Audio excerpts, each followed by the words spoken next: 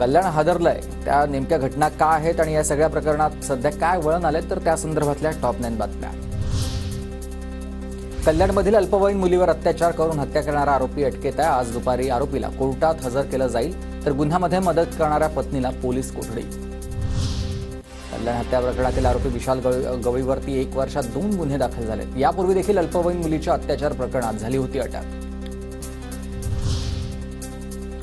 मुख्यमंत्री देवेंद्र फडणवीसांची ठाणे पोलीस आयुक्तांशी फोनवर चर्चा। विकृतांना कठोर शिक्षा झालीच पाहिजे। हा खटला जलदगती न्यायालयामध्ये चालवा, फडणवीसांचे आदेश। माझी मुलगी चिप्स आणायला गेली आणि परत आलीच नाही। कल्याण हत्या प्रकरणातील पीडित मुलीच्या वडिलांची प्रतिक्रिया। आरोपी विशाल गवळीवर अत्याचाराचे गुन्हे, त्याला बघून महिला घाबरत असल्याचीही माहिती। कल्याणच्या पीडित कुटुंबाची खासदार श्रीकांत शिंदेंनी भेट घेतली। सरकारकडून योग्य कडक कारवाई होणार असून आरोपीला नक्की फाशी होणार असंही वक्तव्य। पीडित कुटुंबाच्या मनामध्ये मोठा आक्रोश। आरोपीला शिक्षा व्हावी, न्याय मिळावा, आमदार सुलभा गायकवाड यांचं वक्तव्य। कल्याण केस फास्ट ट्रॅक कोर्टामध्ये चालवून आरोपीला फाशी शिक्षा झालीच पाहिजे ही सामान्यांची अपेक्षा आहे, रवींद्र चव्हाणांचं वक्तव्य।